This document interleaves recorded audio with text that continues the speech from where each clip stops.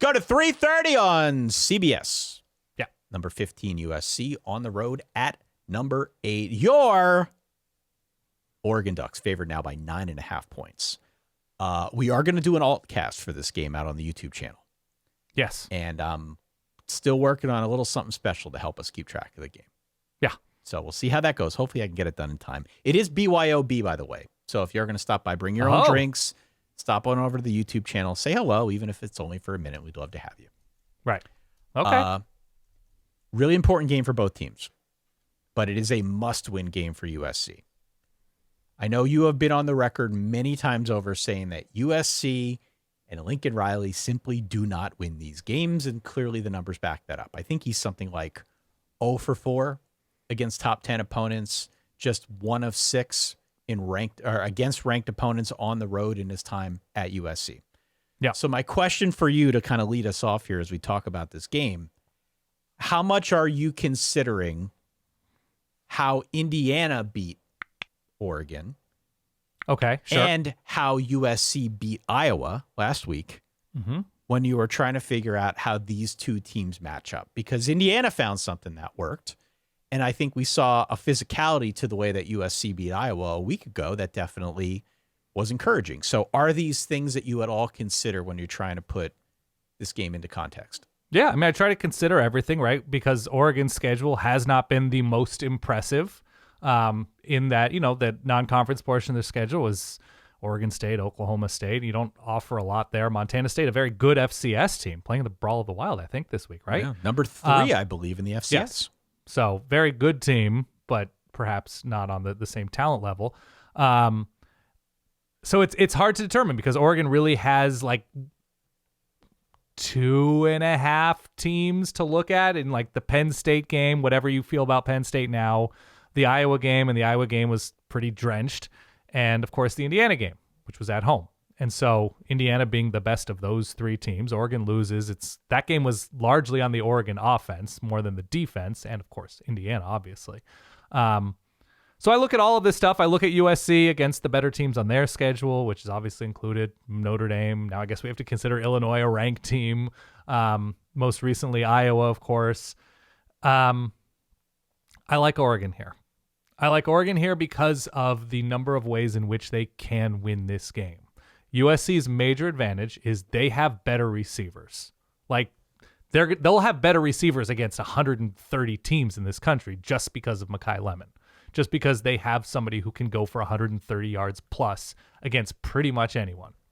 And so that is a major concern if you're an Oregon fan, that all it takes is one pass and the complexion of this game can change. That said, I don't think he can win this game alone. I don't think this passing game, I don't think Jade Mayava, I don't think a potentially beat-up offensive line with Elijah Page, the starting left tackle, out.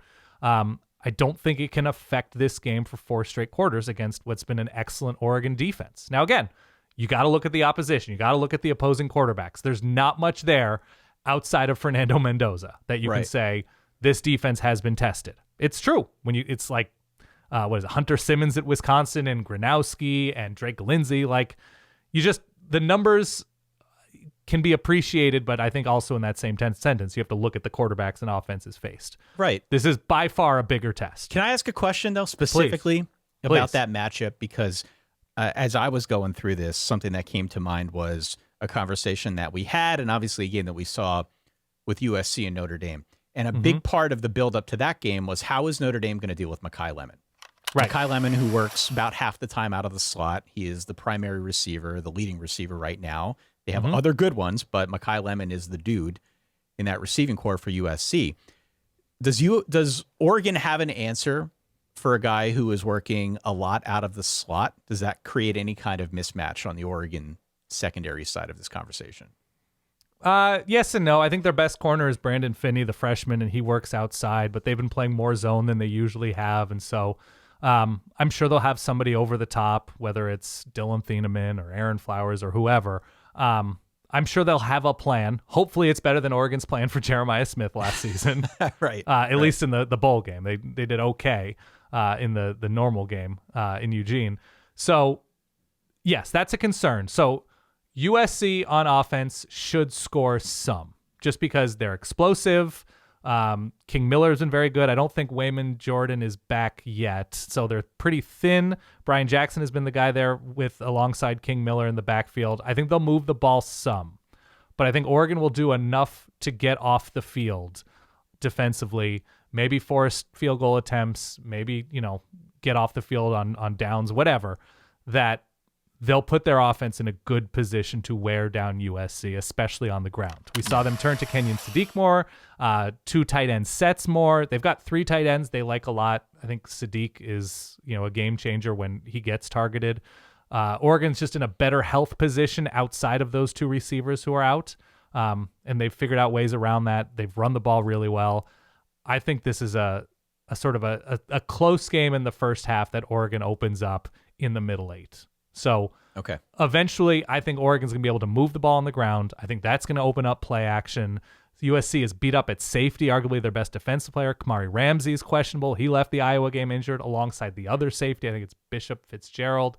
I just think Oregon's going to have too much for too long to keep this close, provided Dante Moore doesn't turn over the ball. And if those safeties are out, I think that becomes less and less likely. So I have written down here 35-24. Oregon barely covers. Yeah, I mean, the blinking red light here is USC's rushing defense. Right.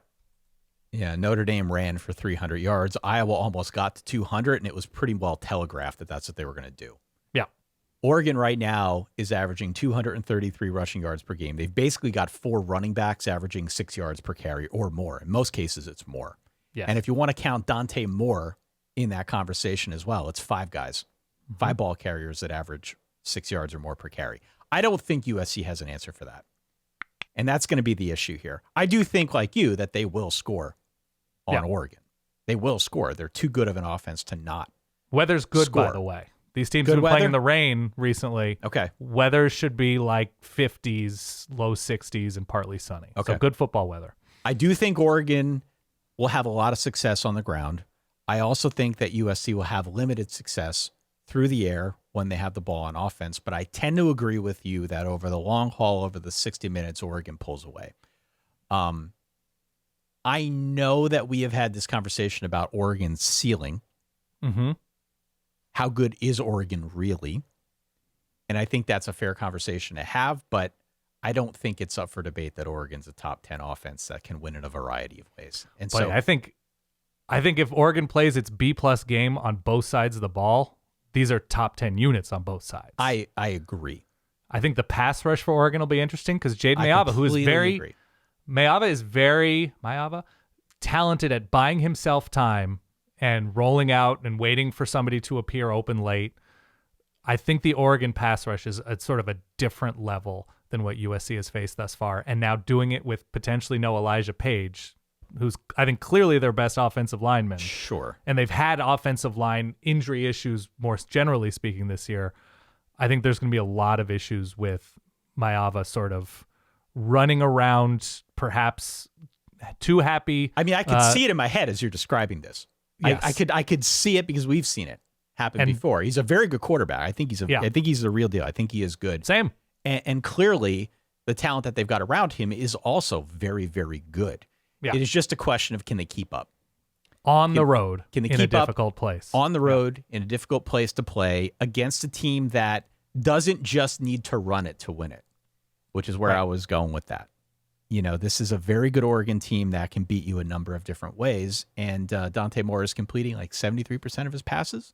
I think Oregon's got too many ways to win this game. I've got it at 38-25.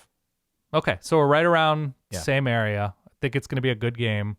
I think USC gets theirs, but the road stuff with Lincoln Riley and USC, especially beat up. Man, if Dante Moore finds somebody down the field early, that's the sort of unlocking key, which is a redundant phrase, I know.